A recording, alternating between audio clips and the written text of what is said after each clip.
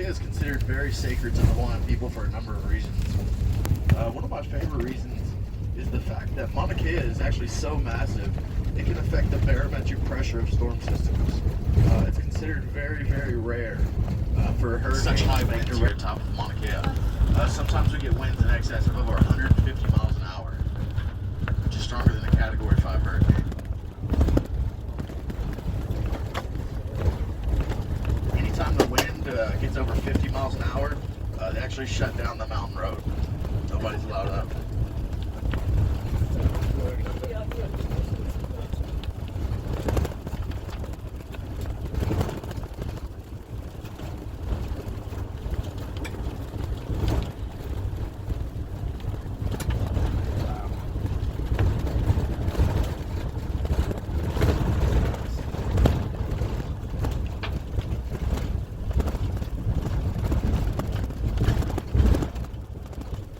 I mentioned to you guys, Mauna means mountain, Kea means white.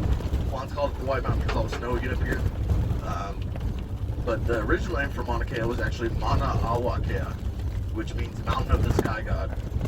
And that actually comes from where the ancient Hawaiians believed that Mauna Kea was the seat for their gods and deities. And so they would actually come up here to the top of Mauna Kea to commune with their gods, to essentially look at the stars. Now, once we get to the top, there's going to be a bunch of different cinder cones. Each of those cinder cones there at the top are actually a physical manifestation, or they're believed to be a physical manifestation of each deity. They're not supposed to represent the deity, they are supposed to be the deity themselves. Now, coming up on the left here, we have the Mauna Kea Ice Age Reserve. We have about 6 different Ice Age reserves here on the mountain. A lot of times they hold a lot of archaeological significance. In this case, this side right here, a lot of this mountainside off to our left has been completely undisturbed throughout human history. And so it results in this really hard and tempered form of basalt, which is what you see here. And the Hawaiians, when they first discovered this really strong rock, this is the strongest rock in the Hawaiian island chains. They actually started coming up here and mining it to use it for their tools and weapons. They would use the branch from the mamane tree as the handle, and then you would use the rock from the ice-quenched basalt as the edge of the weapon. Now, off to our left, you guys are going to see the peak of Mauna Loa. Mauna Loa is only about 150 feet shorter than Mauna Kea, but by the time it's all said and done, we're actually expecting Mauna Loa to be taller. Mauna Loa is actually the tallest mountain on Earth, the largest mountain on Earth by mass and volume. It's bigger than the entire Sierra Nevada mountain range in California, all put together. Now, it's also home to the Mars expedition. You guys may have noticed like the really red tinged soil we have here in Mauna Kea. As we continue to climb, it's going to really feel like we've started to drove into another planet. It's going to really feel like we drove right into Mars. It's really, really crazy. But that inspired the Mars expedition, which they host over there on Mauna Loa. So essentially, there's a biodome there towards the summit of Mauna Loa that 3 scientists are living in. One scientist has been living there for 3 years consecutively.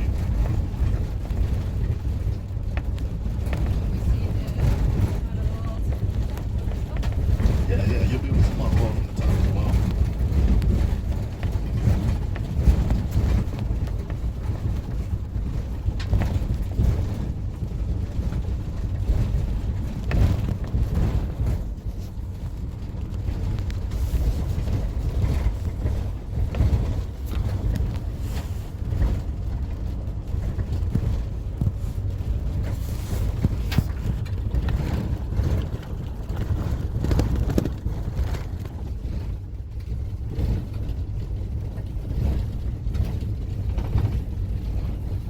Just increased the threat level for Mauna Loa to yellow.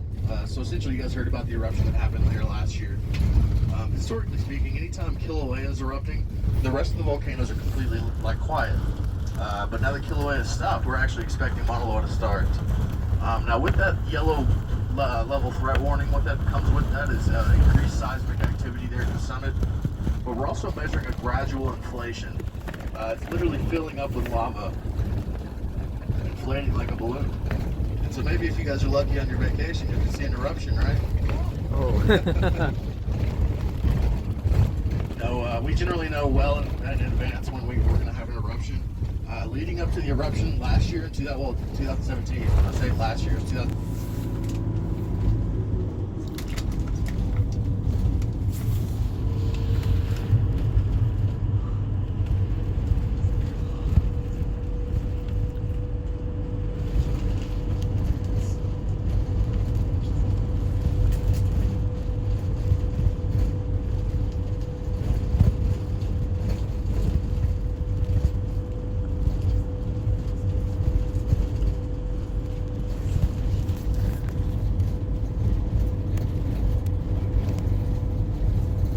Lake of Waiau. Now, this lake has been in existence for a couple hundred years. The ancient Hawaiians would actually drive vehicles. Not drive vehicles. Ancient Hawaiians. That's funny. Anyways, they would come up. They would hike up here to the top of the mountain. They would carve out these giant blocks of ice, and they would then take these giant blocks of ice back down to the palace. Now, the thing about this is a tradition that's officially passing the 13,000 foot mark.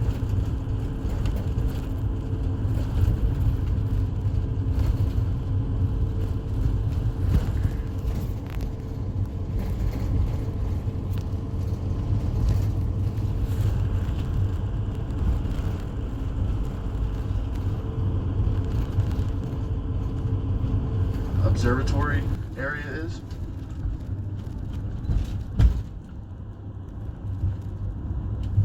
So we got about 20 minutes or so, 25 minutes or so before sunset. So I'm gonna make a quick detour, which our other guests aren't getting to do right now. We're gonna go check out some of the observatories up close.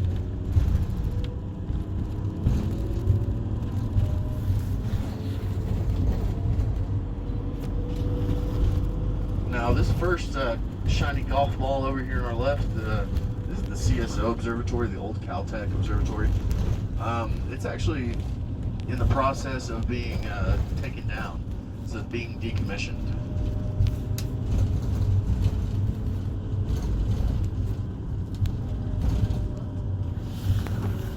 Yeah, so we have 13 telescopes here on the mountain. Now the small, unassuming one, right here in front of us with all the satellite arrays, the radio tower arrays. This one's actually nothing short of a superstar of an observatory up here. I guarantee you guys have heard of some of their work. These guys were responsible for capturing the first ever image of a black hole. The SMA Observatory. Essentially, they were able to use this location and 8 other locations like it on Earth to form a giant Earth-sized telescope. And that's what they were able to capture that first image with.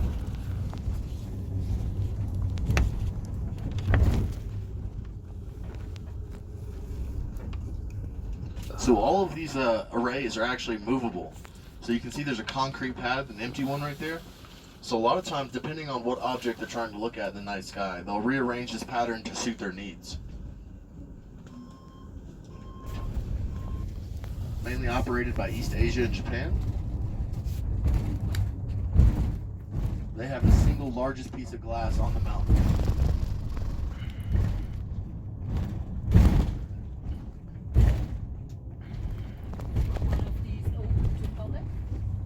Yeah, so the Keck Observatories actually run tours during the daytime. If you come up before like 1 or 2 o'clock in the afternoon. After that, nighttime is kind of when the astronomers get to work. And so you can schedule tours at the other observatories, but you have to schedule that. The Keck has an open visitor center that you can actually go and enter anytime before the closing hours. Where's the actual lens of the scope?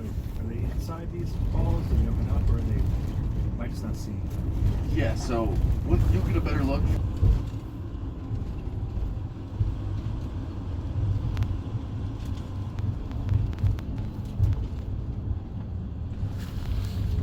Now you guys can get a really cool picture of this once we get to the top, but right here there's a shadow of Mauna Kea. It only ggets more pronounced as the day goes on, as the sun sets. But shadows have a really interesting place in Hawaiian lore.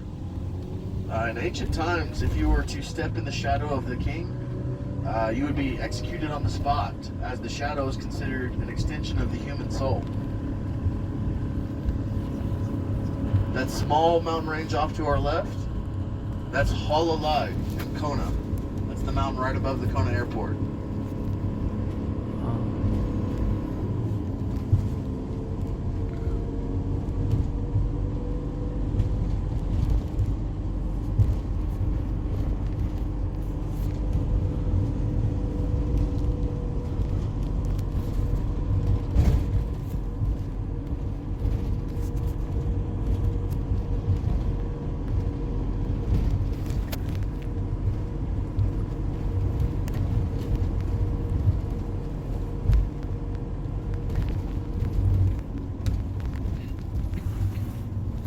Now off to our right, this is the true peak of Mauna Kea. It's the highest point of Mauna Kea. It's the only place that's off limits to us. We're not allowed up there.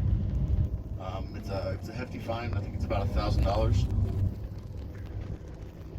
The small telescope on our left is in use by the University of Hawaii.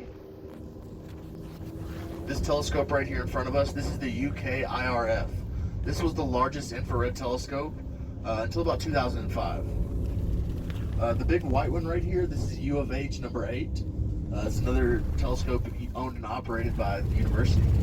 Right over there we have Gemini North. It's another rock star.